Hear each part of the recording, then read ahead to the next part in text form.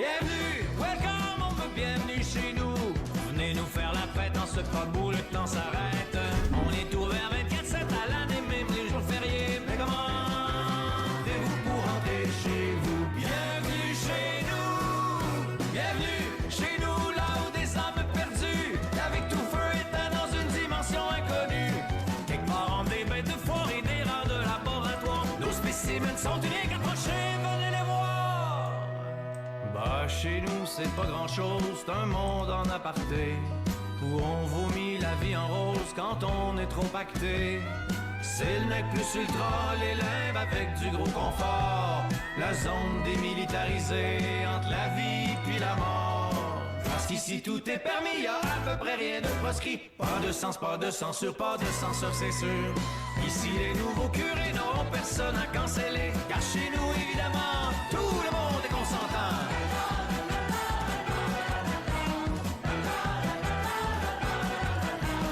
Amenez-nous-en des conspis, des goûts, des crosseurs. Vaccinés au bord, pour nous l'argent n'a pas d'odeur. Pour votre cash, on est prêt à se fendre le cul en quatre. Quitte à dire n'importe quoi, ben oui, c'est vrai, la terre est plate. Bienvenue, welcome, bienvenue chez nous. Venez nous faire la fête en ce pas où le temps s'arrête. On est ouvert 24/7 à l'année, même les jours fériés. Mais comment faites-vous pour rentrer chez vous? Bienvenue chez nous. Bonjour à tous et bienvenue à True Facts. Donc, c'est terminé pour le moment d'avoir un casque sur la tête parce que franchement, je pense sincèrement que vous allez, premièrement, vous allez entendre quand je vais mettre des vidéos. Fait que c'est déjà un très, très, très bon point. Et puis bon, les affaires TikTok, ça bug beaucoup, j'ai l'impression, par rapport à tout ce qui est de son avec les écouteurs. Ça marche plus ou moins bien, je trouve. Fait qu'on va revenir à la petite base avec juste pas d'écouteurs pantoute, la bande de son, that's it, that's all. Vraiment, j'ai bien essayé. Puis c'est surtout aussi, il y a ça, mais il y a aussi le fait que avoir des écouteurs, c'est quand même assez spécial quand il faut lire à haute voix. On s'entend, je m'entends quand même parler. C'est juste que c'est très différent, puis j'ai beaucoup de choses à gérer, tu sais, souvent, quand je suis en train de lire des articles en général, comme là, je vais aller sur le premier article, là, toi, va-t'en, c'est pas sur tout, mais tu sais, je vais avoir des pubs qui vont me popper. Et que là, j'ai pubs là, j'ai d'autres choses sur mon autre écran que je me vois bouger, et ça, il faut que j'en fasse abstraction, mais moi, je me vois. Des fois, je me vois sur deux plans, étant donné que j'étais avec Rumble également. Fait j'ai tout ça géré, en plus du fait que j'ai ma voix que je m'entends bizarrement dans mes écouteurs. Fait que lire à travers tout ça, ça devient complexe. Fait que là, si au moins je me dis, OK, je vais juste enlever mes écouteurs, puis y aller avec la bande sonore normale, déjà, ça va m'aider au niveau de la lecture, très franchement. Dernièrement, il y a peut-être des gens ils l'ont remarqué ou whatever, mais j'ai fait un petit ménage au niveau de mes followers. J'ai remarqué même qu'il y avait des trolls qui faisaient je sais pas combien de temps qui étaient bannis. J'ai fait un petit changement, fait que techniquement, ça devrait pas avoir fait un gros impact. Mais c'est ça, j'ai fait un petit ménage. Fait que peut-être que ça va peut-être paraître, peut-être pas du tout. Aucune espèce d'idée, je verrai bien, mais bon, bien sûr, les personnes que je vois le plus souvent, on s'entend, sont encore là. En général, c'est plus des users 53, je sais pas trop quoi, avec pas de nom, rien pantoute. Disons que ça swing un petit peu, là. Donc, voilà, tout simplement. Autre chose que j'ai changé pour l'émission, vous allez probablement remarquer, moindrement que vous écoutez en général mes émissions, j'ai changé au niveau de la webcam. J'avais une autre webcam pour ce qui est de Rumble, mais j'ai décidé de switcher un petit peu, étant donné que l'interactivité, en ce moment, elle est beaucoup sur TikTok, et c'est normal parce que ça fait quand même plusieurs mois que je suis sur TikTok. J'étais comme, ça serait plus intéressant d'avoir une caméra vraiment plus haute qualité que j'ai dans le fond ma nouvelle pour TikTok, et puis ensuite pour Rumble, il y a moins de personnes, donc tu sais, un jour, je vais vouloir avoir le même genre de qualité pour les deux, mais pour le moment, étant donné que j'ai pas la même qualité pour les deux, je préfère y aller la meilleure qualité pour le plus d'interactivité, tout simplement. C'est ça, mais là, elle est installée, mais là, comme vous pouvez voir, je suis très blanche. Je suis vraiment très, très blanche. Ben, j'ai beau essayer de travailler. Maintenant, je vais bien finir par l'avoir. Il faudrait peut-être que j'aille sur l'application. J'ai essayé de l'ouvrir, là, ça voulait pas, puis j'avais vraiment pas le temps de niaiser là-dessus. Fait que là, je vais être blanche un peu pour ce soir. Je suis pas blanche de même normalement. Mais là, ça donne que je vais être blanche bien, bien gros à soir. Des fois, tantôt avant que je lance vraiment le live, je sais pas pourquoi, mais j'étais blanche fantomatique, beaucoup plus intense que ça. Je me dis, voyons, ça n'a aucun maudit bon sens. Fait que là, j'avais beau essayer de travailler avec avec la lumière, parce que la caméra, elle vient avec la lumière, je peux l'enlever. J'avais beau enlever, pas enlever, il n'y avait pas ben de différence. J'avais beau travailler dans les paramètres, ça changeait rien. J'étais comme, ben là, puis là, aussitôt que j'ai embarqué dans le live, pouf, ça a tout changé finalement. Je suis vraiment moins pire. En tout cas, je suis quand même contente, je suis moins vampire, ben franchement. Je suis déjà blanche pas mal dans la vie, j'ai pas besoin de me rajouter de blanc, je pense. Je pense que je suis pas mal déjà correcte. Bref, trêve de placotage. On va maintenant commencer avec les nouvelles. On a autant... en tant que tel, c'est pas mal politique. Il y a un petit peu de santé à travers, mais c'est pas mal politique. On a premièrement Trump qui a décidé qu'il va mettre une taxe pour contrôler les frontières. Donc, en tant que tel, c'est... il va mettre une taxe sur toutes les...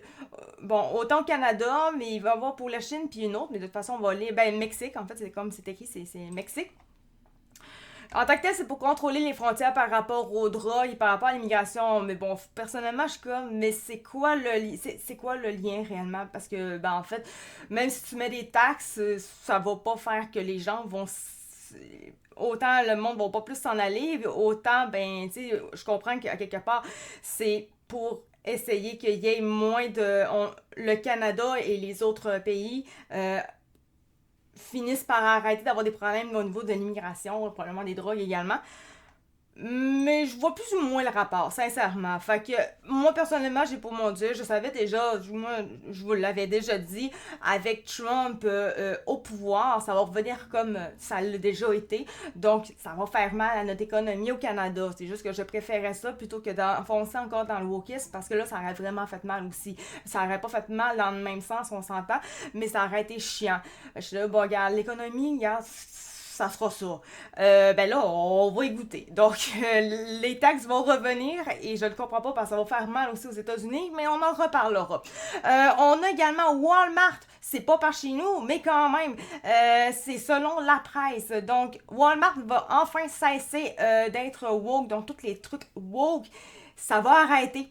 Et on va faire un petit tour dans le passé parce qu'on a PSPP cette semaine avec X que lui parlait que ça faisait 30 ans qu'on était en train de privatiser les soins de santé et que ça fait 30 ans que depuis qu'on les privatise, que ça va de moins en moins bien en santé. Mais en réalité, quand on regarde, ça c'est vraiment c'est du vieux stock là. On part dans les années 1970.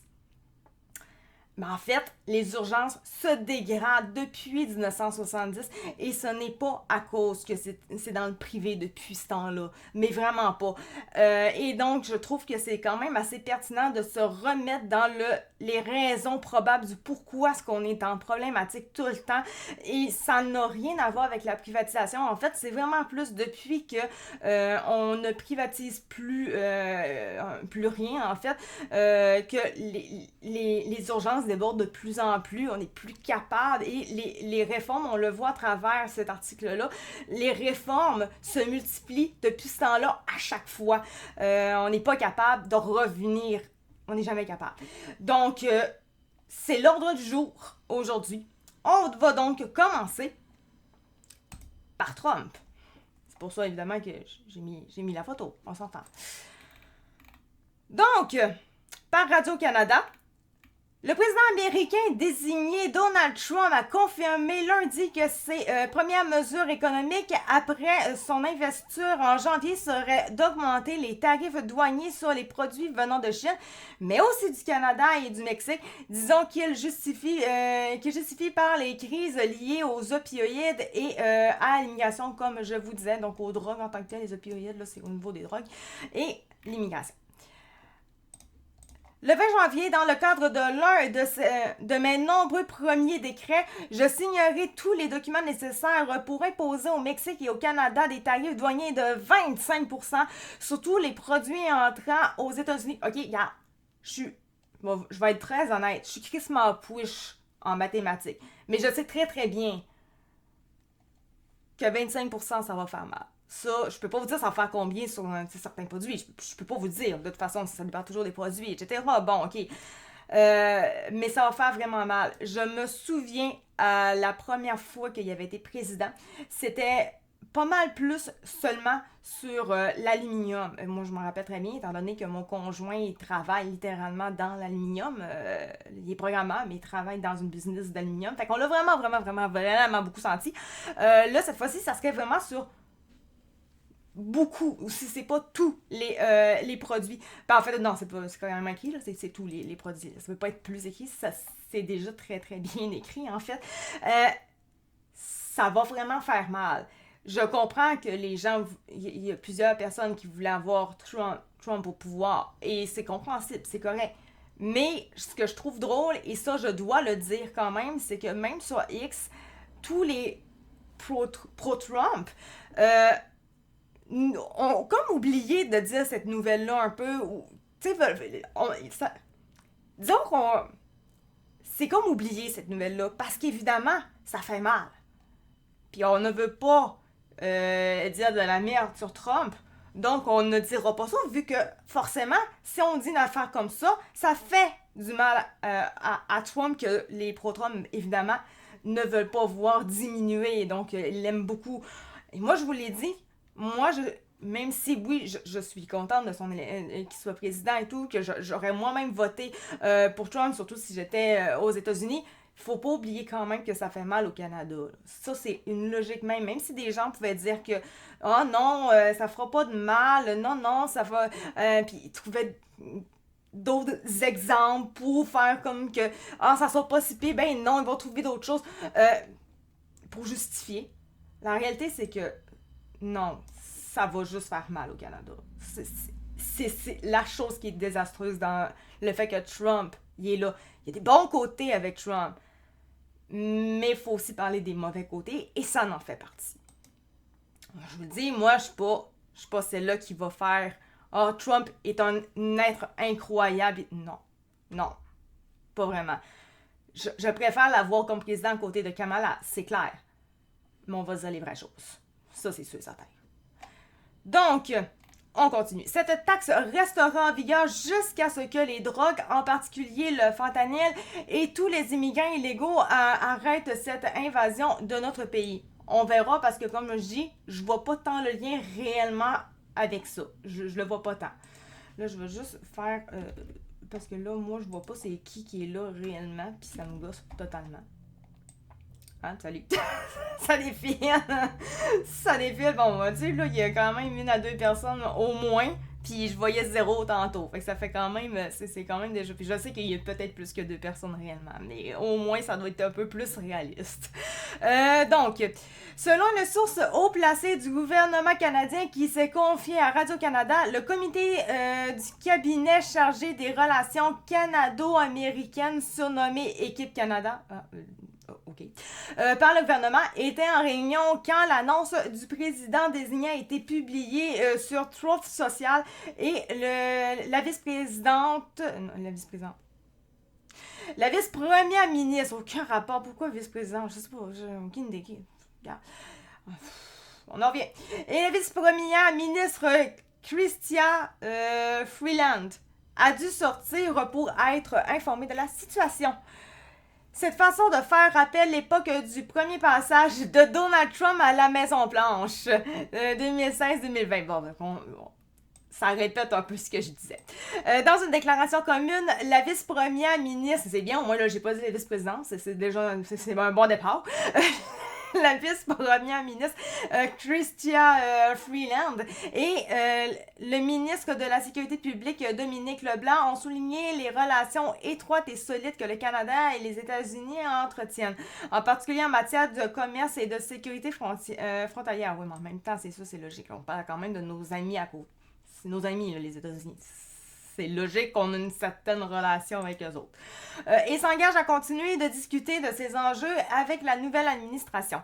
Notre relation est équilibrée mutuellement, ok, bon, on a compris. Le Canada est essentiel et l'approvisionnement énergétique intérieur des États-Unis et l'année dernière, 60% des importations américaines de pétrole brut provenaient du Canada.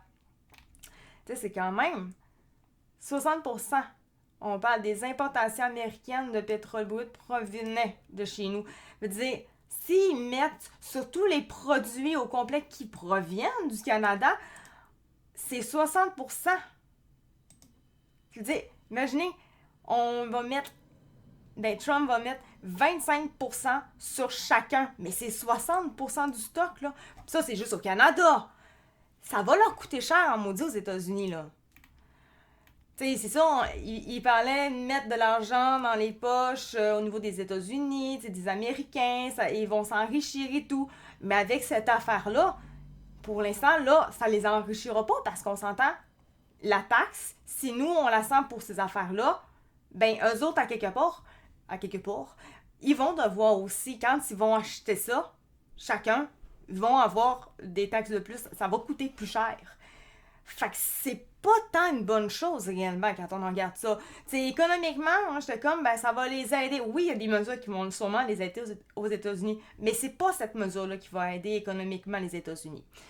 Nous, c'est logique, non. Faut laisser en attendre. Mais de leur côté, c'est pas si un bon signe que ça. En ce qui a trait à la sécurité, la sécurité à la frontière, ok, c'est beau, c'est juste, j'aurais pas écrit de même, en tout cas. En ce qui a trait à la sécurité à la frontière, les deux ministres signalent que les autorités compétentes de nos pays, la GRC, l'Agence des services frontaliers, la Drug Enforcement Administration des États-Unis et la Customs and Border Protection des États-Unis travaillent en étroite collaboration tous les jours pour mettre fin au fléau du fentanyl en provenance de la Chine et d'autres pays.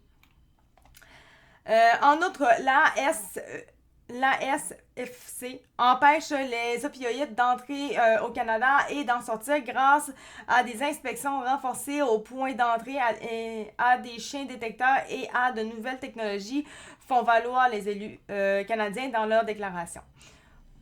C'est drôle, je suis pas sûre qu'ils font tant bien la job que ça, personnellement. Le premier ministre Trudeau et le président américain désigné ont eu une bonne conversation téléphonique lundi soir, selon l'entourage de Justin Trudeau, et on nous dit qu'ils vont rester en contact. Le premier ministre et le président américain. Ouais. Ben, j'espère qu'ils vont rester en contact, ils ont comme pas tant le choix. C'est donc même bizarre, ça.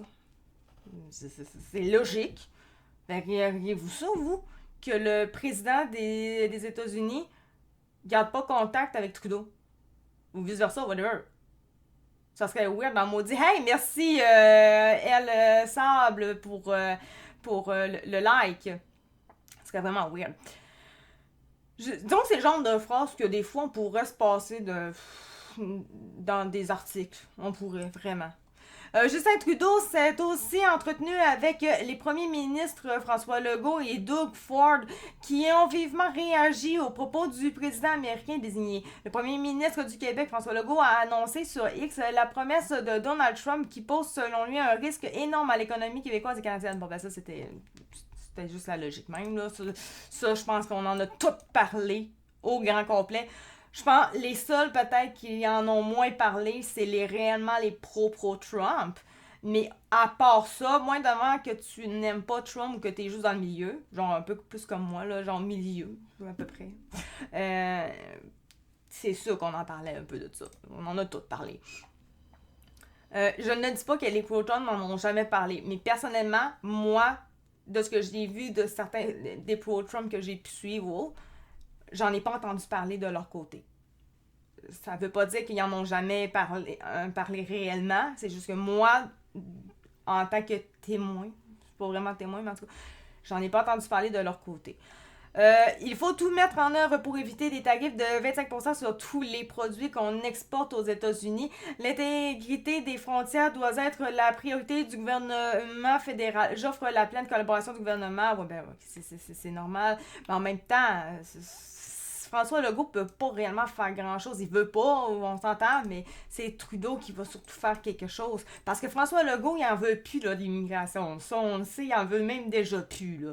C'est Trudeau qui arrête pas. Fait que techniquement, si ça a un lien avec l'immigration, même si j'y crois pas tant, ben, tout un lien juste avec Trudeau à 100 000 à l'heure. Fait que même si Legault il est pas content, ben c'est Trudeau qui a quand même le dernier mot là-dessus. De son côté, Doug Ford appelle le premier ministre Trudeau à tenir une réunion d'urgence avec tous les premiers ministres et soutient que le fédéral doit prendre au sérieux la situation à la frontière. Nous avons besoin d'une intervention d'équipe Canada dès maintenant. Le chef néo-démocrate Jagmeet Singh a aussi réclamé une réaction vive de la part du premier ministre. Donc, moi, vraiment, quelqu'un qui vient dans mon live ou autre, Jagmeet Singh, juste pour vous dire, là, c'est le chef du NPD, avec le turban. Voilà. En général, je pense que le monde qui vient dans mon live, ils savent, on s'entend, mais en tout cas, le mieux spécifié. Justin Trudeau, vous ne pouvez pas faire l'autruche. Levez-vous et battez-vous. Prenez les armes. Les emplois canadiens sont en jeu, dit Jagmeet, chef du NPD. La première ministre de l'Alberta, Danielle Smith, a aussi réagi rapidement à la menace de Donald Trump en disant comprendre les inquiétudes de l'administration américaine concernant les activités illégales à la frontière et en pressant Ottawa à travailler avec la nouvelle administration pour régler ces problèmes immédiatement. Heureusement, la grande majorité des exportations énergétiques de l'Alberta vers les États-Unis sont acheminées par des oléoducs sûrs et sécurisés qui ne contribuent en rien à des activités illégales à la frontière, souligne-t-elle. L'Alberta est le plus important exportateur de pétrole et de gaz vers les États-Unis, a-t-elle rappelé. Ouais, c'est... Ouch. Ouch. On s'entend. Le premier ministre, tu sais, de toute façon, on s'entend... Juste en Salut Eric, comment ça va?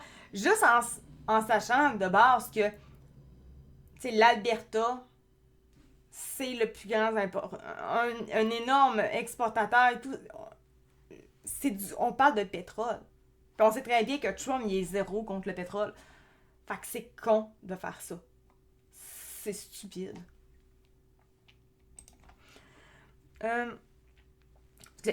Le premier ministre de la Colombie-Britannique, David Eby, fraîchement réélu, salut Alexa, je viens de voir que tu viens de me rejoindre, a souligné de son côté que les tarifs douaniers imposés par Trump vont nuire autant aux Américains qu'aux Canadiens. Exactement ce que je disais tantôt. Les Canadiens doivent rester unis et appeler Ottawa à répliquer fermement. Moi, j'ai pas mon dire.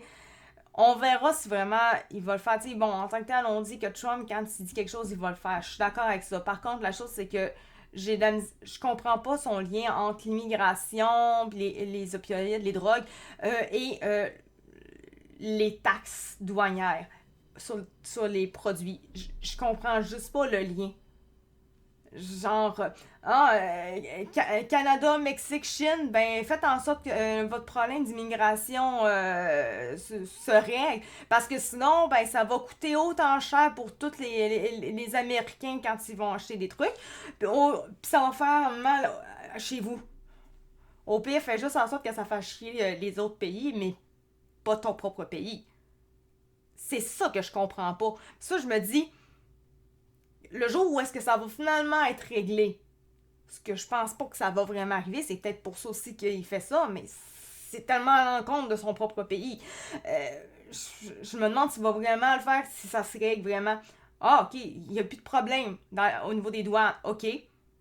Est-ce que tu vas arrêter réellement? Ça, c'est ma question. Sachant que je vois pas le lien, c'est ma question, est-ce qu'il va vraiment le faire? Déjà, de base, je comprends même pas. Je comprends pas l'utilité chez lui. La Chine aussi dans la ligne de mire de Trump. Dans une publication séparée, Donald Trump a annoncé une augmentation des tarifs douaniers de 10% qui vient s'ajouter à ceux existants déjà et aux autres qu'il pourrait décider, sur tous les nombreux produits arrivant de Chine aux États-Unis. C'est parce que les gouvernements font rien contre l'immigration illégale et les drogues. Oui, non, ça je suis d'accord. Je comprends très, très, très bien. Mais l'affaire, c'est que je vois pas quand même le lien parce que ça fait mal aux Américains. Quand je parle des Américains, on s'entend, je parle vraiment des gens qui sont aux États-Unis. Ça leur fait mal. Puis en tant que tel, ils disaient, on va remettre de l'argent dans vos poches. Mais c'est parce que les gens qui sont aux États-Unis, qui n'ont rien à voir avec ce qui se passe dans les douanes, avec les immigrants, etc. Puis en tant que tel, c'était pour une question de migrants et plus que les immigrants. Je vois, c'est ce lien-là, je le vois pas. Pourquoi faire du tort à des gens qui ont rien à voir avec tout ça? Tu sais, les familles qui sont pauvres, là, aux États-Unis, là, d'autres, ils vont les payer, là. Ils ont rien à voir avec ça. C'est genre, des blancs, là, des blancs, là, mais des pauvres. Ils ont rien à voir avec ça, ça. Ils sont pas des immigrants, ils ont rien, tu sais, quand je parle des blancs, on s'entend, je parle des États-Unis, là, ils ont rien. Je vois pas. C'est pour ça qu'il a rajouté pour obliger les gouvernements et l'économie américaine vont perdre. Ouais, mais c'est ça, ils vont tout perdre. C'est pas avantageux pour les États-Unis pour de vrai. Il aurait fallu qu'ils trouvent une autre méthode pour que au niveau des frontières, pour faire ce travail-là, il aurait fallu, plutôt que de faire mal à des gens qui ont rien à voir avec ça. Tu sais, quand il disait le but c'est de mettre de l'argent dans vos poches. Là, avec ça, ils mettent pas de l'argent dans leurs poches. Ils vident les poches de tout le monde en faisant ça. Pas beaucoup comparé à la taxe au Canada qui est 40% de l'économie. Ouais, ben ça c'était tantôt. Là, là, on parle de la Chine, là, mais tantôt c'était tout c'était tout au complet. Là, c'est 25%. C'est pas 40%, là, c'est 25%. Pour éviter les tarifs de 25% sur les produits qu'on exporte. Là, ça, c'était la tranche Canada. Là, on est rendu dans la Chine, par exemple. La Chine, c'est 10%, mais c'est juste... Ça ne fit pas en soi. Ça fit pas. Il est pas en train de mettre de l'argent dans les poches des gens aux États-Unis qui ont tellement voté pour lui pour ça, alors que ils vident leurs poches. Ils vident les nôtres, j'ai pas de problème avec ça. Ben, soit oui, on se comprend. Tu sais, pour l'intention de lui aux États-Unis, je comprends, j'ai pas de problème avec cette idée-là. Mais pour chez eux, son monde, je la vois pas l'intérêt. C'est pas ça qui va faire qu'ils vont s'enrichir, genre, je comprends pas. Donc, pour ce qui est de la Chine, bref, eux autres, c'est du 10% que ça va être. Donald Trump explique avoir souvent évoqué le problème de l'afflux de drogue, notamment de fentanyl, un des principaux responsables de la crise des opiacés aux États-Unis, avec des responsables chinois qui lui ont promis de punir sévèrement jusqu'à la peine de mort les trafiquants. Mais ils ne sont jamais allés au bout des choses, dit-il avec regret. Personne ne gagnera une guerre commerciale. Effectivement, je ne penserais pas non plus. A prévenu mardi la diplomatie chinoise dans la foulée des déclarations du président désigné américain. C'est clair, les Chinois vont jamais vouloir faire à 100% ça c'est sûr. La Chine estime, surtout en plus c'est du 10%, c'est pas si pire que ça. Nous autres, c'est vraiment intense. 10%, c'est pas rien, mais c'est pas si intense pareil. La Chine estime que la coopération commerciale et économique entre la Chine et les États-Unis est mutuellement bénéfique par nature, a souligné une porte-parole, Liu Pengyu. Ce sera pas long, je vais te lire. L'augmentation des tarifs douaniers, qu'il a souvent décrite comme son expression préférée durant sa campagne, est l'une des clés de la future politique économique de Trump qui n'a pas peur de relancer les guerres commerciales, notamment avec la Chine, commencées lors de son premier mandat. Ça, effectivement, on le savait, on l'avait déjà vécu. Au Canada, on l'avait déjà vécu, ça, je m'en rappelle. Ailleurs, je m'en rappelais moins, là, évidemment. Je suis pas en Chine, là, moi, là. Concernant la Chine, il a promis des tarifs pouvant aller jusqu'à 60%, pour certains produits. Donc là, c'est jusqu'à 60%, voire 200% sur les importations de véhicules depuis le Mexique. Aïe, aïe. Je pense qu'il y en a... ça se vendra pas fort, ça. Les lois américaines donnent les outils nécessaires au président pour mettre en place des barrières tarifaires par décret, comme Donald Trump a pu le faire à plusieurs reprises durant son premier mandat sur l'acier et l'aluminium chinois comme européen, par exemple. Mais nous autres, on l'avait eu aussi, c'était peut-être chinois, mais nous, on l'avait vécu. Donc, là, je lis. Tu peux pas beaucoup comparer la taxe au Canada, ok. Notre dollar vaut rien, on va être compétitif pareil. 100 US, c'est 140 cannes. Ouais, non, mais ça va vraiment, ça va fesser, là. Ça va vraiment faire mal, ça. Ça nous avait déjà fait mal, là, sa première fois, fait que ça va nous faire, mais là, ça va faire encore plus mal, parce que là, on parle de tous les produits. Donc, c'est autre chose, là. Oui, mais le PIB du Canada, c'est 40% de l'argent fait avec l'exportation aux US. Merci Bob pour les likes. 10% de plus pour la Chine. Ouais, c'est ça, c'est de plus. Ben, c'est ça va jusqu'à 60% pour certains produits, voire pour le Mexique. Concernant la Chine, c'est jusqu'à 60%. Mais pour ce qui est de Mexique, c'est genre 200 pour certains, voire 200% sur les importations de véhicules depuis le Mexique. Fait que la Chine, ça va... Ben en fait, ça va faire mal pour tout le monde. Peut-être moins personnellement, je pense, pour le Mexique, étant donné qu'on parle surtout des véhicules. La Chine, ça peut aller jusqu'à 60%. Fait que nous autres, c'est vraiment 25%. Nous autres, ça va faire mal. Comme j'ai dit la première fois, nous autres, c'était surtout sur l'aluminium que ça touchait. Ça faisait mal, mais c'était pas pareil. Là, c'est une autre paire de manches. Vraiment. Donc, ça, c'était pour ce qui est Trump. J'ai pas vraiment besoin d'en rajouter de plus en soi. Je pense que j'ai dit mon point par rapport à ça techniquement. Donc, voilà. Maintenant, on va parler du wokisme. Je vais juste changer cette image-là. Parce que là, on va s'en aller avec ça à la place. Ça, c'est... Ben, je vais le laisser, c'est pas bien grave. On est rendu avec lui. Walmart qui va cesser d'être woke. Walmart abandonne ses politiques de diversité, d'équité et d'inclusion. Rejoignant ainsi une liste de grandes entreprises qui ont été attaquées par des militants conservateurs. Les changements confirmés par Walmart lundi sont radicaux et vont du non-renouvellement d'un engagement de 5 ans pour un centre d'équité créé en 2020 après le meurtre de George Floyd par la police au retrait d'un important index des droits des homosexuels. Et lorsqu'il s'agit d'ethnicité ou de genre, Walmart n'accordera pas de traitement prioritaire aux fournisseurs. Moi, je trouve ça toujours complètement stupide parce que quelque part, on dit c'était une question de racisme. Ok, c'est vrai, le policier a été intense, on s'entend. Bon, ça l'a quand même tué, là, on se comprend. Là. Ça n'avait pas d'affaire, la force, c'était inacceptable. Par contre, les gens ont vraiment quand même pris George Floyd comme une grande victime. Mais ça n'a jamais été réellement parlé. Ben, on a voulu en parler, mais ça a été un peu genre, on s'en fout.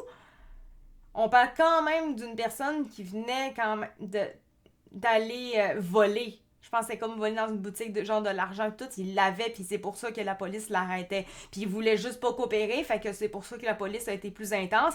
Mais bon, là, ça a été un peu trop intense. Je pense qu'on a tout compris. Mais à la base, c'était ça. Puis là, on a fait des grosses affaires de racisme et tout. Puis en oubliant qu'à la base, George Floyd, c'était un criminel. C'était un voleur habitué. Tu sais, pour m'en dire, faire toute une affaire sur les affaires des droits des homosexuels, tu sais, ça a vraiment été loin. Surtout où est-ce qu'il est décédé. Si on fait genre toute une affaire de racisme anti-blanc, comme un peu en disant que c'était comme un être exceptionnel, une bonne personne, c'était quand même un voleur. C'était quand même un criminel de base. C'est un peu spécial. Moi, j'ai toujours trouvé ça très spécial. Tu sais, faire tout ça au nom d'un voleur, c'est un peu spécial. Les mesures prises par Walmart soulignent la pression croissante avec laquelle sont prises les entreprises américaines alors qu'elles continuent de faire face aux retombées de la décision de la Cour suprême des États-Unis en juin 2023 mettant fin à la discrimination possible, donc le racisme anti-blanc, dans les admissions à l'université. Enhardis par cette décision, des groupes conservateurs ont intenté des poursuites en utilisant des arguments similaires contre les entreprises ciblant des initiatives sur le lieu de travail tels que des programmes de diversité et de pratiques d'embauche qui donnent la priorité aux groupes historiquement marginalisés. Par ailleurs, Par ailleurs, le commentateur politique américain et militant conservateur Robbie Starbuck. Starbuck. Ah, ben je l'avais quand même. Je l'avais. S'en est pris aux politiques. C'est quoi? C'est lui qui a inventé les Starbucks, c'est ça? Ok, bref. S'en est pris aux politiques je sais pas c'est quoi, des entreprises, en appelant des entreprises individuelles sur la plateforme des médias sociaux X. Plusieurs de ces entreprises ont par la suite annoncé qu'elles retiraient leurs initiatives. Il y en a des initiatives dans ce paragraphe-là, notamment Ford, Harley-Davidson, Morrison Coors, Lois et Tractor Supply. Je sais pas. Ça. Mais Walmart, qui emploie 1,6 million de travailleurs aux États-Unis, est la plus importante à le faire. C'est la plus grande victoire à ce jour pour notre mouvement visant à mettre fin au wokisme dans l'Amérique des entreprises, a écrit Robbie Starbuck sur X, ajoutant qu'il avait eu des discussions avec Walmart. Walmart a confirmé à Associated Press qu'il surveillerait mieux les articles de ces marchés tiers pour s'assurer qu'ils ne contiennent pas de produits sexuels étrangers destinés aux mineurs. OK. Cela inclurait les bandages de poitrine destinés aux jeunes, ça c'est très bien de ne pas en avoir, qui traversent un changement de sexe, a précisé l'entreprise. Ouais, ça, je suis en train de lire d'ailleurs le livre de Transmania. Hein? Si vous ne savez pas c'est quoi, vous pouvez aller moindrement aller lire juste sur Google, vous tapez juste Transmania, ça va vous sortir tout de suite. Là. Allez lire juste au pire le résumé, là. Ça explique bien les choses. Puis les bandages de poitrine en tant que tels, qui sont destinés aux jeunes, là, mais en tant que tel, c'est bon.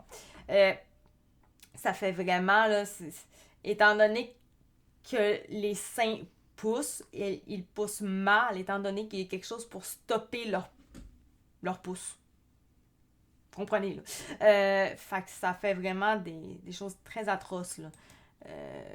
C'est un peu en général comme dans certains pays où est-ce qu'ils vont mettre des accessoires pour limiter des trucs, genre aux pieds ou whatever. Puis là, tu vois que ça a tout été déformé parce que il y a eu un accessoire qui les a empêchés de grandir. Il y en a que c'est vraiment au pied des chaussures spéciales pour que justement, au point que ça arrête, fait que ça retrousse vers le bas. C'est vraiment très affreux. Ça revient un peu à la même affaire au niveau de la poitrine. Ça fait vraiment très très laid.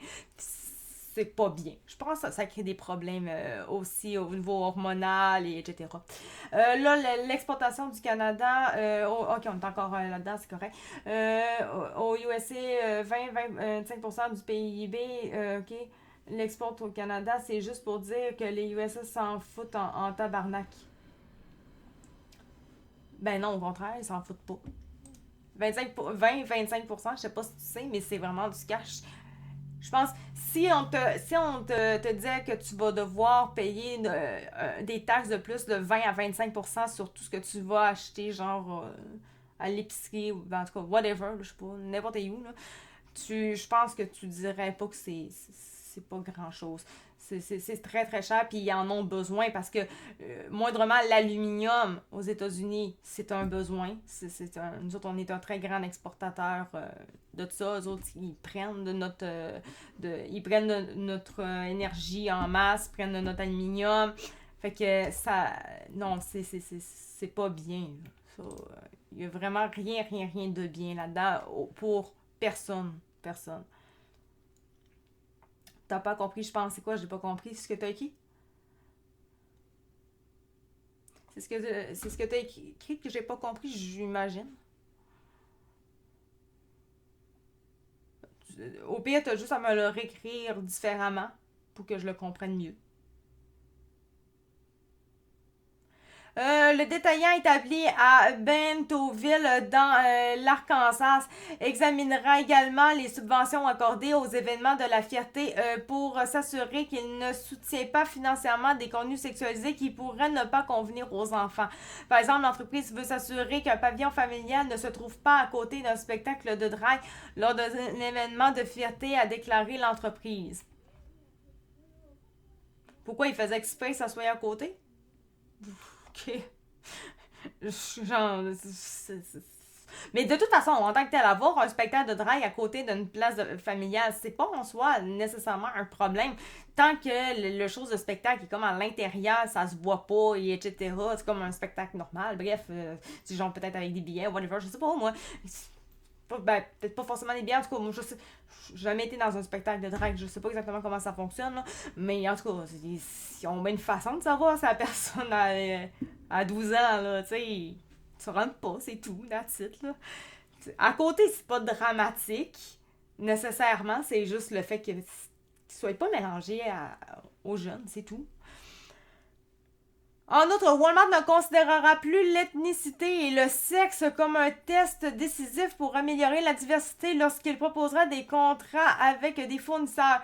L'entreprise a déclaré qu'elle n'avait pas de quota et qu'elle n'en ferait plus à l'avenir. Ok, qu'il n'y avait pas de quota et qu'elle n'en ferait plus à l'avenir. Mais il y avait des quotas, mais là, ils n'en feront plus. Je sais pas. Elle ne collectera pas de données démographiques pour déterminer l'admissibilité au financement de ces subventions. Mais c'est tellement con quand même.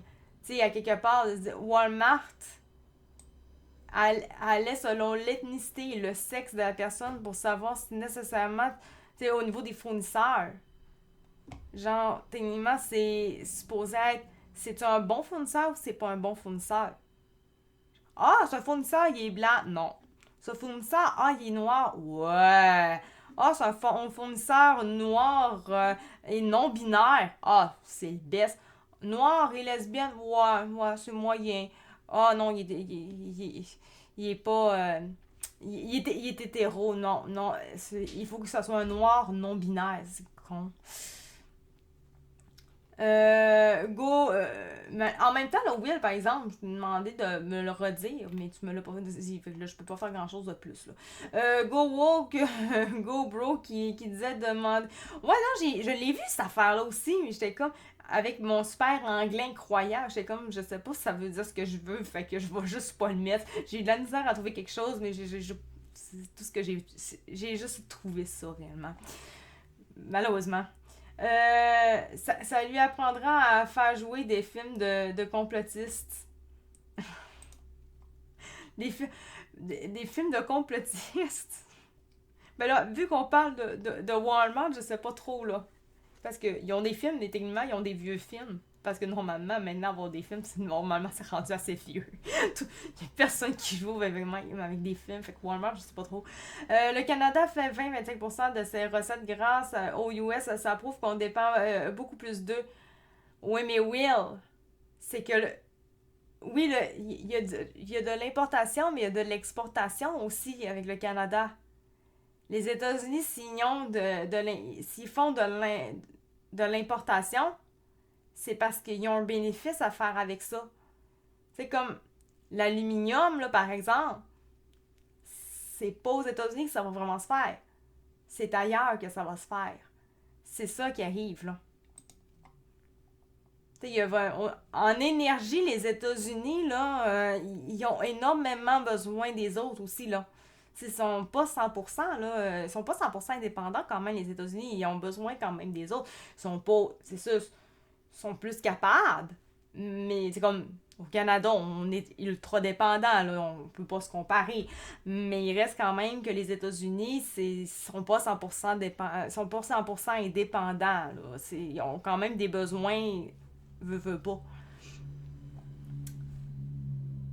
Et les US font 1,2% de leurs recettes grâce au Canada. Fait que les USA dépendent beaucoup moins de nous. Il y a plein de pays qui sont capables d'exporter de l'aluminium.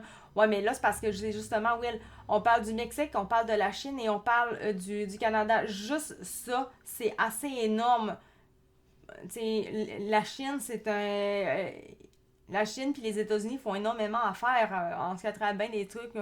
Je pense l'aluminium entre autres. Puis il y a certainement d'autres affaires là, en tant que tel. Parce que la Chine, c'est avec tout, on s'entend. Là. La Chine, je pense que tout le monde sait c'est quoi la Chine en soi, là, au niveau commercial. Là. Fait que c'est pas rien du tout. Puis avec le Canada, ben nous autres, on leur donne en tant que tel de l'électricité, il y a du pétrole, etc. Juste l'Alberta, ça donne beaucoup de pétrole. Fait que ça fait mal. Là. Il y a plein de pays qui sont capables. Bon, ça je l'ai comme répondu. C'est ça, tu sais. Oui, ils sont capables. Mais si ils prennent d'ailleurs, c'est parce qu'ils en ont besoin. Tu sais. C'est ça qu'il faut pas oublier, là. Tu imagines que la Chine n'est plus là demain. Il y a combien de pays qui sont en merde? Ben, les États-Unis font partie des pays qui sont en merde sans la Chine aussi, là. Il y a ça, là. Puis le Canada aussi, évidemment, parce qu'en énergie, le Canada, il offre beaucoup. T'sais, écoute, on donne notre électricité, là, c'est déjà bon.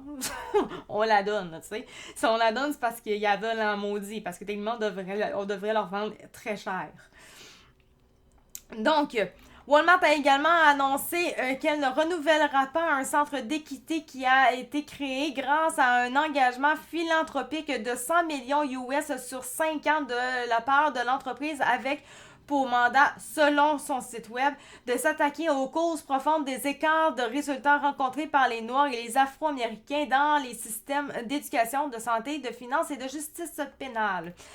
Et elle cesserait de participer à l'indice de référence annuel de la Human Rights Campaign qui mesure l'inclusion sur le lieu de travail des employés LGBTQ+. Nous avons parcouru un chemin et savons que nous ne sommes pas parfaits, mais chaque décision vient d'un lieu où nous voulons favoriser un sentiment d'appartenance, ouvrir les portes à des occasions favorables pour tous nos associés, clients et fournisseurs et être un Walmart pour tout le monde.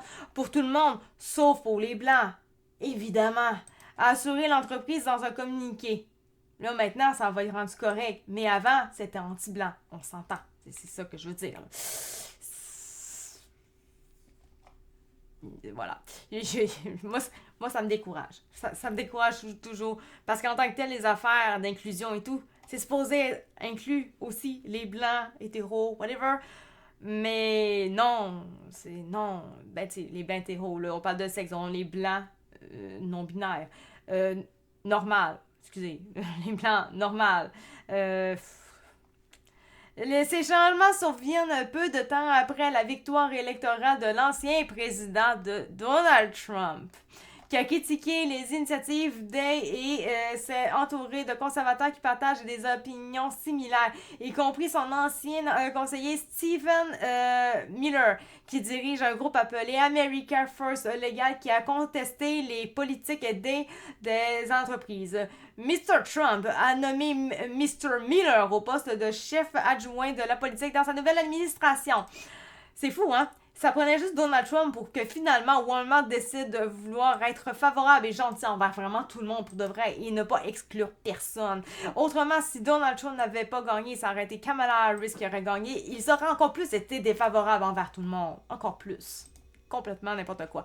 De là qu'on dit, Walmart, c'est juste finalement une question d'être... de popularité, d'être plus populaire. Ok, c'est rendu ça, donc on va aller vers ça en réalité, tu sais. Mais c'est pas du tout parce que vraiment, il pense avec le cœur d'être gentil avec tous, l'équité pour tous et tous les sexes et whatever. Non, seulement parce que Donald Trump a été élu, donc ils n'ont pas le choix. C'est complètement con. Un porte-parole de Walmart a déclaré que certains changements de politique étaient en cours depuis un certain temps. Par exemple, l'entreprise a abandonné l'utilisation du terme « day » dans les titres de poste et les communications et a commencé à utiliser le mot « appartenance ». Mais c'est quoi « day » ? Je sais même pas c'est quoi « day ». Moi, faut que j'aille checker. finir, là, mais l'entreprise a également commencé à modifier son programme de fournisseurs à la suite de la décision de la Cour suprême sur la discrimination positive. Tu sais, on s'entend, hein, de base, hein, la discrimination, ça peut être positif. Discriminer quelqu'un, ça peut être positif, ça dépend juste de sa couleur, en réalité, hein. C'est ça que ça veut dire. Ils sont pas racistes, mais... Moi, j'ai besoin d'aller savoir c'est quoi des... Genre, définition, je sais pas quoi. C'est quoi? Parce que depuis tantôt, j'entends ça avec entreprise, mais je comprends même pas c'est quoi. Oh! C'est juste ça, gang! Ah, ben là, ok, c'est juste ça, c'est boire. C'était pas... Diversité, équité, inclusion. Faut pas... Des fois, on cherche trop loin pour rien, hein, je pense. Je pense que c'est ça. Ah, ok, fait que ça veut dire que faudrait quasiment que je relise, juste pour rire un petit peu. Ces changements surviennent peu de temps après la victoire de Trump, qui a critiqué les initiatives diversité, inclusion que je sais plus c'est quoi. Et s'est entouré de conservateurs qui partagent des opinions similaires, y compris son ancien conseiller Stephen Miller, qui dirige un groupe appelé America First Legal, qui a contesté les politiques diversité, équité équité et inclusion des entreprises. Mr. Trump a nommé Mr. Miller au poste de... Ok, je pense que ça, on a compris. C'est beau. Certains ont exhorté les entreprises à s'en tenir à leur politique d'inclusion, d'équité et de... Je me rappelle jamais de là. En tout cas, vous comprenez, c'est pas grave. Le mois dernier, un groupe de démocrates au Congrès a lancé un appel aux dirigeants des entreprises du Fortune 1000, affirmant que les efforts de diversité et inclusion et équité donnent à chacun une chance équitable de réaliser le rêve américain. C'est sûr qu'en tant que tel, si vous faites en sorte que les fournisseurs, ça soit juste genre des bons fournisseurs, à la place d'aller selon la diversité, l'équité, l'inclusion, ça risque d'aller mieux. Autrement, sinon, ben, ça va être pourri. C'est pas mal ça. Merci pour le partage de nachos. Maintenant. Comme je disais, PSPP parlait sur X, c'était cette semaine, si je ne me trompe pas, ou la semaine passée en tout cas, ça fait vraiment pas longtemps, bref. Ça me semble que c'était lundi, bref, on s'en fout. Dernièrement, il parlait que finalement, c'était, ça faisait 30 ans que on dit qu'il faut aller vers la privatisation parce que ça marche plus dans le système de santé. Il disait, or, lui... C'est faux parce que on va là-dedans et c'est depuis 30 ans qu'on va qu'on essaie de tout privatiser que ça va mal. Maintenant, il faudrait à la place essayer de ne pas privatiser et aller vers, en fait, tout foutre gratuit, en gros. Gratuit, parce que rien n'est gratuit pour de vrai. Mais, moi, j'avais déjà fait une recherche et j'ai été retrouver un bout de cette recherche, d'ailleurs, qui démontre qu'en réalité, ça n'a rien à voir avec les 30 dernières années, que ça n'a rien à voir avec la privatisation de bord. Ben, ça a un lien, mais en réalité, c'est pas ça qui nous a mis dans le mal, mais vraiment pas. C'est depuis 1970 que les urgences se dégradent de plus en plus et de plus en plus. Et à l'époque, dans les années 70, c'est là où est-ce qu'on embarque l'assurance hôpital, l'assurance maladie, toutes ces affaires d'assurance-là, où est-ce que tout devient soudainement, bizarrement gratuit alors que ça ne l'est pas réellement. Et que là, c'est compliqué. Et qu'on commence à faire des réformes à n'en jamais terminer, parce que ça va toujours de mal en pire. La supergestion. La congestion des urgences ne date pas d'hier. Depuis près de 50 ans. Là, on parle quand même... là, c'était en 2019 que ça a été accepté tout. Ça a été écrit. Donc, on s'entend. Ah bon, mais c'est bien, il reste quand même un gratuit. Je suis quand même contente. Donc, depuis 50 ans, et là, c'est en 2019. On est rendu presque en 2025. Quand même. La situation ressemble à un disque rayé. Les gens sont frustrés de la congestion dans les urgences québécoises. Ça fait du bruit de par chez nous. Dans les je sais pas si vous l'avez entendu, mais en tout cas, il y avait un chant qui a passé, puis c'était bien bruyant. Dans les urgences québécoises. Bien que leur fonctionnement, là, je pourrais enlever ça, c'est vrai. J'ai ça que je peux enlever. Je crois que oui, c'est ça. Et puis à la place, on va mettre celui-là. Les gens sont frustrés de la congestion dans les urgences québécoises, bien que leur fonctionnement se soit tout de même beaucoup amélioré. Petit cours d'histoire signé Alain Vadeboncoeur. Ok, bon, en tant que tel, Alain Vadeboncoeur, moi je l'ai un petit peu de travers sur X là, avec son affaire de pro-vaccination et tout, là. Mais il fait quand même une bonne affaire par rapport avec le passé, là. La pub, bon, je vais l'endurer. 191%, 236% et même 260%, ce sont les taux d'occupation de certaines urgences ce matin. Ok, bon, c'est correct, on va aller directement dans les années 60, c'est plus ça qui nous intéresse, parce que de toute façon, c'est là que le problème commence réellement. En effet, à la suite de la mise en place de l'assurance hospitalisation, en 1961, on constate déjà une... mais tu gosses, excusez gang, là, mais là, écoute, flash les lumières votant, là. Donc, on constate déjà une affluence, je recommence, c'est ça. En effet, à la suite de la mise en place de l'assurance hospitalisation en 1961, on constate déjà une affluence accrue dans les urgences, ce qui n'est pas non plus surprenant. Les examens de laboratoire et l'imagerie médicale sont alors couverts par l'assurance maladie dans les hôpitaux à partir de 1960. Ben, 61, 60. Mais des frais de médecin ne le sont pas encore. Donc, c'est pas encore catastrophique encore à ce moment-là. De sorte que les patients se présentent notamment à l'urgence pour passer des tests ou sont dirigés par leur médecin de famille à cette fin. Donc, à partir du moment où est-ce que l'assurance commençait et où est-ce que finalement tout était faussement gratuit, parce que ça a toujours été faussement gratuit, on le sait tous c'est quoi ça veut dire réellement une assurance, là.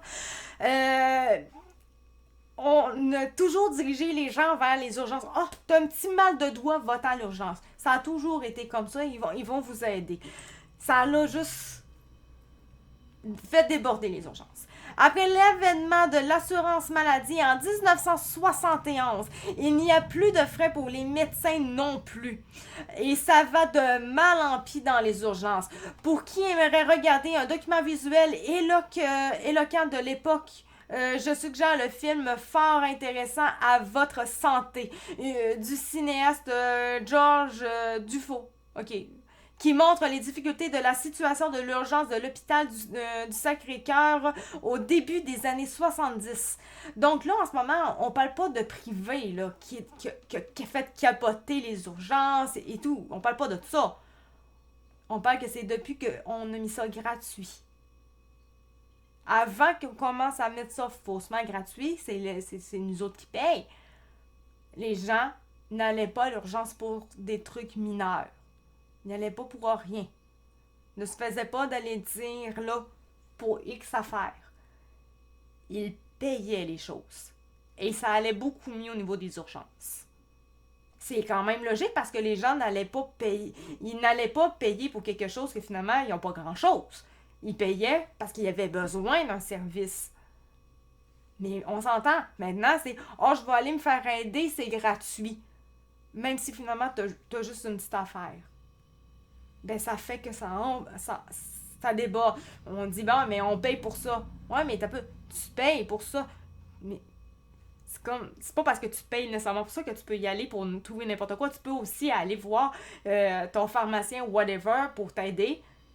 Ça te coûtera rien forcément, mais tu vas avoir de l'aide. Tu sais qu'il y a d'autres façons. Avant, je pense que quand c'était plus privé, les gens, ça faisait plus attention. Puis probablement que ça utilisait peut-être plus leur cerveau sur les choses avant de faire « je m'en vais, c'est gratuit, let's go », tu sais. Je pense que ça faisait plus attention. Donc, à l'autre bout de l'île de Montréal, l'urgence de l'hôpital Maisonneuve, Rosemont, la pub, désolé gang, ça gosse toujours.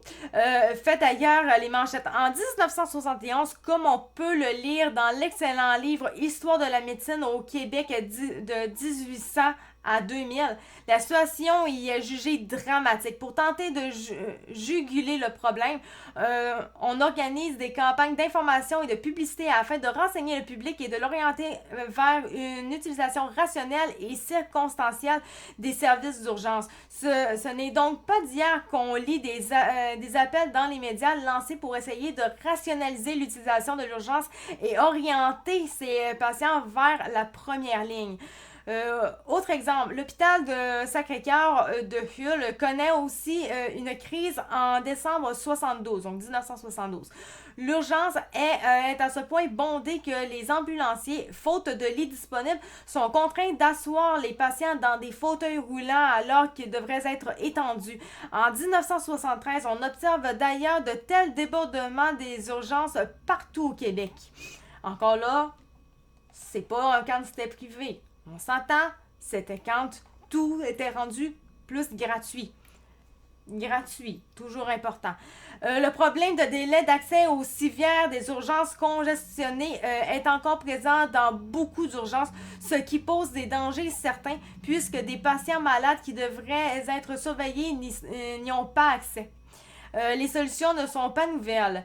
En 1974, un comité est mis sur pied par le ministère des Affaires sociales du Québec afin d'étudier le système de services d'urgence. On y souligne notamment que le rassemblement dans un même lieu des cas d'urgence réels, des cas d'urgence mineure, des cas de consultation externe et des cas de follow-up engendre un engorgement et un mode de fonctionnement inefficace et peu rationnel des services d'urgence et des établissements. Cet état de fait provoque chez tout type d'usager un sentiment légitime de frustration, doublé d'un diagnostic sévère à l'égard du mode de dispense des soins. On dirait un disque rayé. Les gens sont frustrés avec raison depuis longtemps de la situation dans les urgences. Ce qui est plus surprenant, c'est que 44 ans plus tard, on en soit des constats similaires. Là, maintenant, on peut augmenter de 44 ans quand même, parce qu'on est rendu presque en 2025, on s'entend. On parle quand même des années 60, 70 à maintenant presque 2025. On s'entend. Donc, c'est que 44 ans plus tard, c'est similaire, bien que le fonctionnement des urgences se soit tout de même beaucoup amélioré. Moi, je trouve pas que ça s'est tant beaucoup amélioré, là. J'ai pas mon dire, là, je pense que c'est vraiment du va de bon cœur, peut-être via 2019, là, parce que réellement, ça s'est pas vraiment amélioré. Et quand on est rendu qu'on parle des urgences, où est-ce que il y en a qui attendent en général, c'est une moyenne de 12 heures d'attente dans une urgence, 24 heures d'attente dans une urgence. Donc, je trouve pas que ça s'est vraiment amélioré. Je sais pas, peut-être qu'avant c'était pire, mais si c'était pire, c'est quelque chose, là, sincèrement. Moi, dans les dernières années, j'ai vraiment plus entendu que ça l'a empiré. Le problème, c'est que parallèlement, la population s'est accrue, qu'elle a vieilli et qu'elle est surtout de plus en plus touchée par des maladies chroniques pour lesquelles la première ligne est encore plus ou moins efficace. Il est donc probable que malgré des améliorations dans le fonctionnement de la première ligne, des urgences et les hôpitaux, on observe une stagnation des résultats qui aurait été bien pire si rien n'avait été fait. Moi, j'ai pour mon dire, oui, la population... on a plus de monde en soi, c'est vrai. C'est surtout à cause des baby-boomers. Les baby-boomers vieillissent, donc on parle qu'on vieillit. Par contre, j'ai pour mon dire, les gens ne font plus attention et dès qu'ils ont un petit quelque chose, ils s'en vont à l'urgence directement. Il y a ça beaucoup aussi. C'est sûr qu'en même temps, il n'y a plus d'accès aux médecins de famille non plus. Il y a beaucoup moins de soins. On a de la misère à avoir accès aux soins carrément. Donc, les gens se ruent aux urgences. C'est beaucoup plus ça que le fait qu'on est vieillissant, le fait qu'on est plus. C'est pas réellement qu'on est plus. D'ailleurs, en tant que tel, c'est pas qu'on est plus, parce que là, on parle quand même d'une affaire de 2019. En 2019, on avait besoin d'immigrants. Donc, c'est pas qu'on était énormément. On était peut-être plus qu'en 1970, on se comprend. Mais il faut pas exagérer non plus au niveau du nombre qu'on pouvait être, là, versus aujourd'hui. Là. Je pense quand même que les urgences auraient pu, en 2019, être capables quand même de prendre. Une série d'actions. C'est en 1986 qu'est institué le premier plan majeur de décongestion des urgences mis en place par le ministre Thérèse Lavoie-Roux. Par la ministre, ok, ça, je trouvais que le ministre Thérèse, je trouvais ça spécial un peu de le lire de même. Okay, c'est une madame, effectivement. À partir de 1986, le ministère consacre ainsi plus de 476 millions de dollars en quelques années pour la mise en œuvre d'un premier vaste plan de désengorgement des urgences. Hey, on parle quand même de 1986 et on parle déjà de désengorger les urgences. Je sais pas, là, mais ça fait des années que j'entends parler de ça maintenant. Là. Puis, tu sais, on met quand même 476 millions par année depuis. Tu sais, à partir de 1986, le ministère consacre ainsi plus de 476 millions de dollars en quelques années. Donc, c'est pas par année, mais c'est en quelques années. Pour la mise en œuvre d'un premier plan de désengorgement. Tu sais, quand on parle, ça fait 30 ans. Je sais pas, là, mais j'ai ça 30 ans, là. Je suis crissement pas née en 1986. Crissement pas. Très bien, ok, donc je continue la phrase. Très bien reçu et sur lequel on fonde beaucoup d'espoir. Le ministre, ouais, ok, ça n'a pas trop fonctionné, hein, de ce que j'ai compris. Là. Le ministre conclut en avril 1986 que la plupart des mesures étaient implantées et ce, en conformité avec le plan initial. Juste pour vous dire, en 1970, c'était Mr. Bourassa qui était là. Juste pour dire. En 86, non, c'était peut-être pas... C'était qui exactement?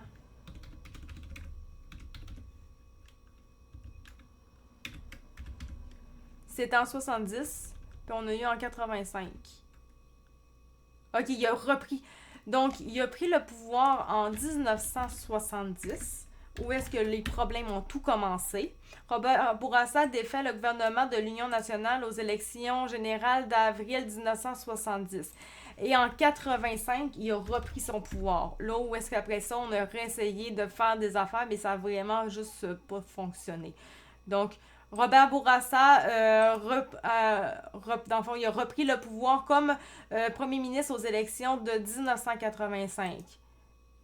Cependant, il fut battu dans sa propre circonscription de... Bon, que ça, on s'en fout, c'est pas en réalité. Ok, donc, c'est encore Robert Bourassa qui était là. Fait que finalement, Robert Bourassa, il est juste foutu de la merde par chez nous. C'est à peu près ce que ça veut dire. Le ministre consacre... Donc, Robert Bourassa consacre ainsi plus de 476 millions de dollars en quelques années pour la mise en œuvre d'un premier vaste plan de désengorgement. J'ai comme senti qu'il y avait du son. Des urgences très bien reçues et sur lequel on fonde beaucoup d'espoir. Le ministre, donc Robert Bourassa, conclut en avril 88 que la plupart des mesures étaient implantées. Et ça en conformité avec le plan initial. Grâce à son nouveau budget, le CSSRM entend mettre fin au scandale des urgences.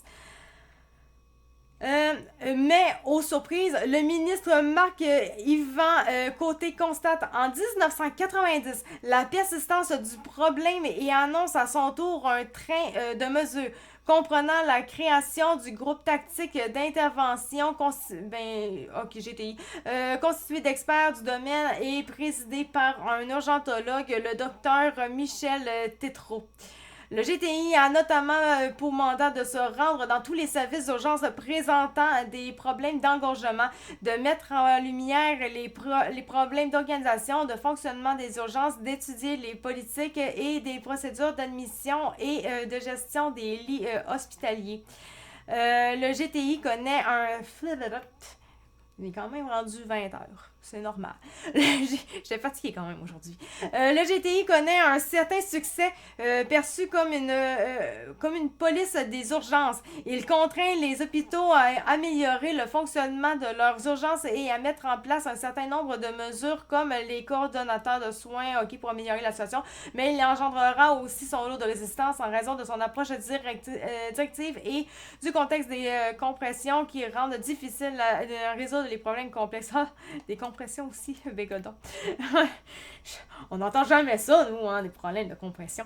Un des grands intérêts des travaux du groupe tactique est également d'analyser, de formuler et de proposer une série d'améliorations basées sur les faits et les données pour améliorer les choses dans plusieurs milieux. Son intéressant bilan est déposé à la fin des années 90. Maintenant, les années 2000. Après le virage ambulatoire du ministre Jean... Ça a vraiment pas aidé. Le virage ambulatoire, de ce que j'ai compris, là, ça a été un désastre total, de ce que j'ai compris. Donc, du ministre Jean Rochon, là, on n'est plus dans Robert Bourassa, en tout cas. Parce que là, il a déjà fait pas mal de mal. Qui concerne moins les urgences, c'est au tour de la ministre Pauline Marois de mettre en place en octobre 99. Ok, je savais même pas, moi, dans ma tête. Écoute, 99, moi, j'étais pas toute là, hein, disons. Pauline Marois, pour moi, ça fait quelques années, mais pas si loin que ça, quand même.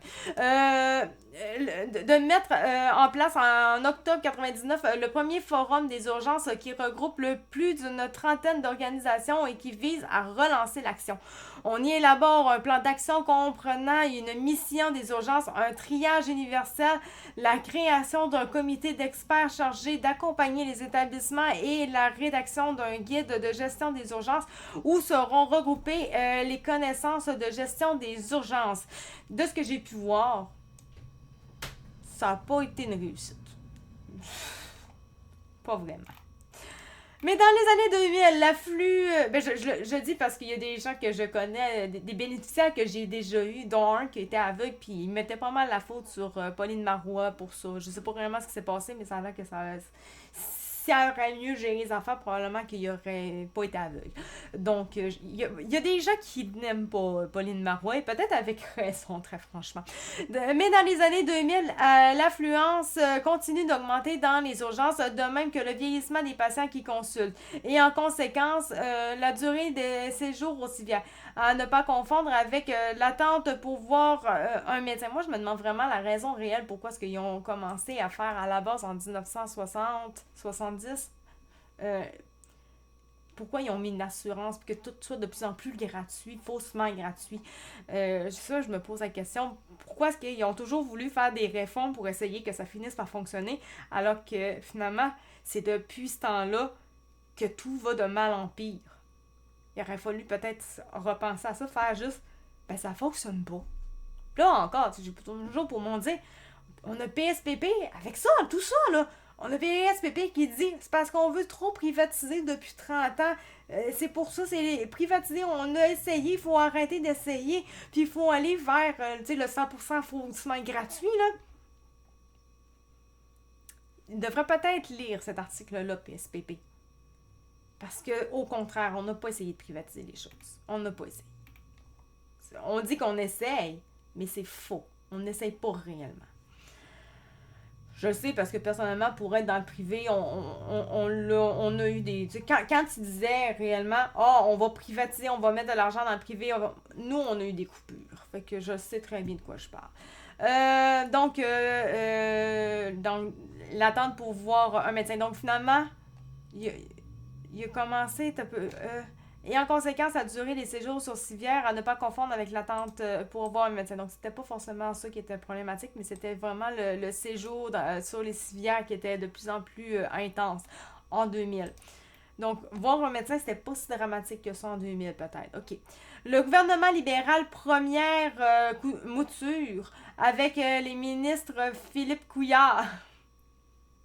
Tout va de mieux en mieux.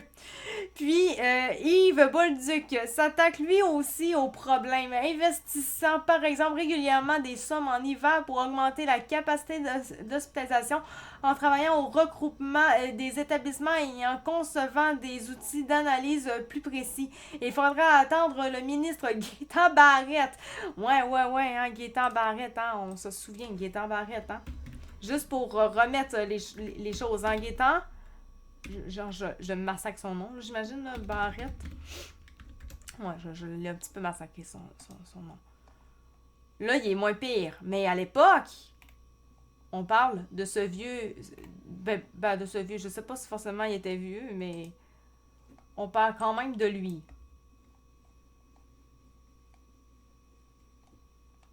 Ça... ça respire la santé. Vous trouvez pas? Il respire la santé, Barret. Donc, on est maintenant avec du bon monde. Nouvelle mouture. On a Philippe Couillard qui arrive, Yves Bolduc, et on a ensuite Gaétan Barrette qui va arriver. Tout va bien aller de plus en plus. Il faudrait attendre le ministre Gaétan Barrette pour voir un nouveau mouvement d'amélioration. Ah oui, incroyable. La grande amélioration. Totalement de l'amélioration en santé. Je vais juste remettre ça là. Ouais, je pense qu'il y a quand même une personne. C'est pas si pire. Les lundis, à quel point qu'il y a pas tant de monde en général les lundis. Il faudrait quasiment que je fasse ces genres d'émissions-là les jeudis. J'ai toujours plus de monde les jeudis. Ok. Renouant avec une approche directive et un suivi, disons, très personnalisé de chaque hôpital. Le ministre fait pression sur les établissements pour diminuer la durée de séjour sur civière ainsi que sur les médecins pour améliorer le temps de réponse aux consultations ou à l'urgence. Moi, j'ai pour mon dire, ça me fait penser très personnalisé de chaque hôpital. Quand on va dans un hôpital, on a remarqué à quel point c'est très personnalisé. Hein. À chaque place d'un hôpital, il y a rien qui est connecté ensemble. Tu vas une place à un hôpital, il faut que tu sortes ta carte. Il faut que tu ressortes la carte juste dans un autre département du même hôpital. Encore et encore. C'est très personnalisé. C'est un total fait. Conséquence. Les durées de séjour finissent par s'améliorer, notamment par un séjour salutaire de la pression du débordement dans tout l'hôpital, surtout en 2017. Cependant, la pression du ministre ayant été retirée à partir de 2018, j'avais 2017, ok, c'est beau. Ayant été retirée à partir, ok, ils l'ont retirée. 2018. Quand le ministre s'est vu retirer le pouvoir d'application de ses lois 120 et 130, les chiffres de durée de séjour ont recommencé à monter régulièrement. Je sais pas c'est quoi les lois 120 et 130. C'était quoi les lois 120 et 130 exactement? J'aimerais savoir c'était quoi. je dois garder Gaétan Barrette. Quand on parle de santé, écoute, c'est le meilleur exemple qu'on peut avoir, voyons donc. Là, 120, 130. Barrette, c'est quoi?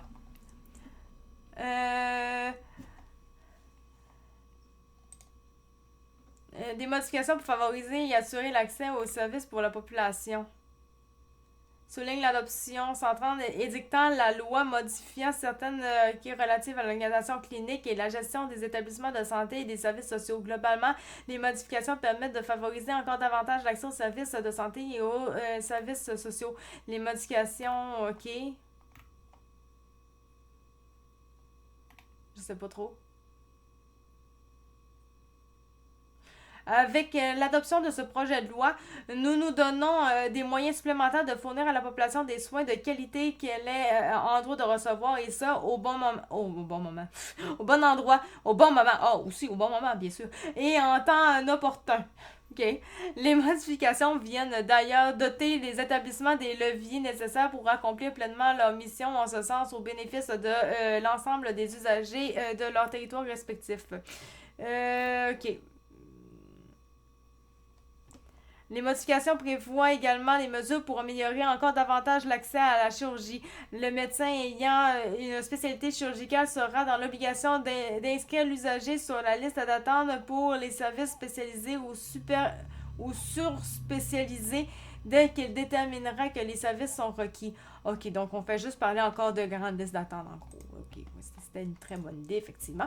Les chiffres de durée de séjour ont recommencé. Donc, des leçons à en tirer. Quand on regarde... écoute, si vous voulez du popcorn, gagne, il y en a. On va en faire ça.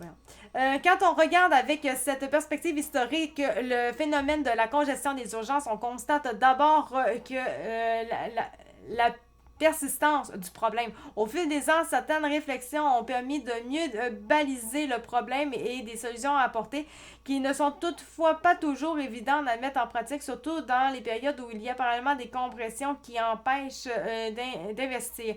On a parfois mis l'accent sur l'aval. Ce qu'on ne sait pas, par contre, c'est l'argent des fonctionnaires, comment est-ce que ça coûte à travers les années par rapport, bon, on n'a pas ces chiffres-là. Il manque les chiffres. C'est quand même, on comprend quand même que c'est vraiment depuis qu'ils sont arrivés avec les assurances que tout a de plus en plus basculé. On a parfois mis l'accent sur l'aval, les capacités d'hospitalisation, les ressources externes, les soins prolongés, les soins à domicile, parfois sur l'amont, la coordination de la première ligne, l'accès aux médecins de famille, etc. Et parfois dans les urgences elles-mêmes, accès aux consultants, aux tests diagnostiques, fonctionnement des urgences, etc. Selon les ministres des diverses époques, au moins à 2 reprises dans l'histoire, soit au moment des interventions des années 90 au GTI et de celle du ministre Gaétan Barrette, on a agi de manière très directive avec les hôpitaux pour qu'ils donnent la priorité à l'amélioration de la situation des urgences. Oui, qu'il y avait de la priorité. Mais le problématique, c'est quand même si tu y vas par priorité, c'est qu'il y a trop de monde. C'est que le monde vont quand même dans les urgences alors qu'ils n'en ont pas forcément besoin parce que c'est gratuit, parce qu'ils disent que c'est gratuit quand c'est faussement gratuit, on s'entend. Dans ces 2 cas, on a pu constater certains résultats transitoires, mais aussi des effets secondaires liés à ces méthodes de gestion. On peut parier que donner des outils aux gestionnaires, bien financer le réseau, s'inspirer des meilleurs modèles est tout aussi important que de mettre de la pression sur le système, bien qu'il semble difficile de jouer plutôt de ce côté. Mais c'est ça. Autant il y a les gens qui allaient à l'urgence tout le temps, probablement pour rien, autant que ils ont mis beaucoup d'argent. Ça, on le voit, c'est des millions et des millions et des millions à travers les années, là.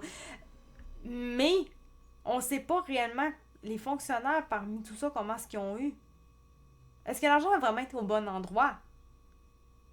Je ne pense pas. Je sais pas. Je pense pas. Force est de constater que la congestion, je vais juste faire ça, congestion des urgences perdure, ce qui n'est pas surprenant, étant elle-même le résultat des problèmes de l'ensemble du système, notamment les difficultés d'accès et d'intégration de la première ligne et le manque de lits d'hospitalisation, problème que j'ai abordé dans un bilan récent. Comme régler le problème des urgences requiert d'agir sur le système en entier, il est assez probable que lorsque je prendrai ma retraite de la médecine d'urgence, le problème ne sera toujours pas résolu. Ce n'est pas depuis 1960. On sait pourquoi. Donc, c'est clair que ça ne sera pas résolu. Et je pense que tant que ça va rester gratuit avec les assurances, etc., ça va toujours être de la merde. Toujours. En attendant, la ministre Danielle McCain doit faire comme chaque année, investir maintenant pour ouvrir des lits d'hôpitaux supplémentaires et dégager certaines capacités d'accueil dans les ressources de rechange à l'hospitalisation. Encore de l'investir, mais l'investissement n'est jamais suffisant. À long terme, il reste à travailler fort pour tenter d'améliorer les choses et surtout à continuer de faire de notre mieux pour bien soigner dans un environnement où la congestion fait partie des meubles. On s'entend que il n'y a rien qui a fonctionné. Bon courage, tant aux patients qu'au personnel et aux médecins d'ailleurs. Je pense qu'on peut réellement résumer ça comme étant fort probablement de la mauvaise gestion, mais aussi le fait qu'on parle vraiment toujours de tout mettre gratuit quand c'est la base du problème. Parce que c'est depuis ce temps-là que c'est un problème. On parle de 191%, 236% et même 260%. Ce sont les taux d'occupation de certaines urgences ce matin. Là. C'est quand même en 2019, là, on s'entend, là, mais on voit encore ça aujourd'hui. Là. Le pourcentage représentant le nombre de patients couchés sur le nombre de civières permises. Bref, ça déborde. Bien que certaines urgences soient parfois trop petites, de patients en attente d'un lit parce qu'il manque de place dans l'hôpital pour recevoir des patients très malades. Mais ce n'est pas nouveau, me direz-vous, comme souvent, de toute façon, on vient de le voir que c'est pas nouveau, c'est depuis 1960. Comme souvent, le mois de décembre a été rudement vécu dans les urgences alors que plusieurs sont très congestionnés en raison de la montée de la grippe et l'année commence en Lyon. Mais tu sais, ça, montée de la grippe, si on en revient en 1950, il n'y avait pas ces problèmes-là, puis le monde avait quand même la grippe. Mais le monde n'allait pas dans les urgences parce que pour une grippe, ils disaient « Je vais rester chez nous, je paierai pas. Je paierai pas pour avoir accès à des soins, là. Je vais être correct tout ça chez nous, là. Je vais juste me reposer, prendre des Tylenol, puis ça va être fini, là. Bon, en tout cas, le Tylenol, j'imagine, en 1950, en tout cas, il y avait leur façon de faire. Je ne sais pas en 1950, là, moi, là. Mais il y avait leur façon de faire pour être correct. À la place, on sait tout ce qu'ils ont fait. En 1970-80, let's go, on s'en va à l'hôpital. En fait, ce qui est le plus surprenant, c'est que chaque fois, tous les débuts de janvier, on paraît surpris. Pourtant, ce n'est pas d'hier que les urgences québécoises sont encombrées. On devrait plutôt être surpris de la persistance du problème qui est depuis 1960. Et voilà. Donc, j'ai fait ça aujourd'hui. J'aurais pu faire ça jeudi. Normalement, jeudi, j'ai plus de monde, mais je sais pas. Il y a toujours moins de monde en tant que tel le mardi soir. C'est pas plus grave que ça. De toute façon, il va être en ligne sur YouTube. Il va être en ligne sur Rumble. Il va être en ligne... je vais peut-être en mettre aussi une partie sur TikTok. Je verrai bien. Mais ça va être en ligne de toute façon. C'est sûr et certain cette histoire-là. Donc, sur ce, merci d'avoir été là. Je sais pas réellement le chiffre exact de comment est-ce que il y avait du monde, en tout cas les gens qui étaient là, les gens qui sont venus, whatever, les gens qui sont là présentement, merci de votre présence. J'ai eu beaucoup de likes quand même malgré tout, donc merci pour ça. On va s'en revoir jeudi soir, il y a toujours vraiment plus de monde, donc on s'en va là jeudi soir. C'est le fun le jeudi soir, il y a plus de monde en général, mais j'avoue que pour une affaire comme ça, je termine quand même à 20h30. Il va y avoir beaucoup de monde, même si ça aurait été encore plus court. Il reste que ça aurait été infini. Donc, ça a quand même des bonnes affaires. Mais c'est ça. Donc, on va se voir ça un jeudi soir avec les nouvelles qui vont venir.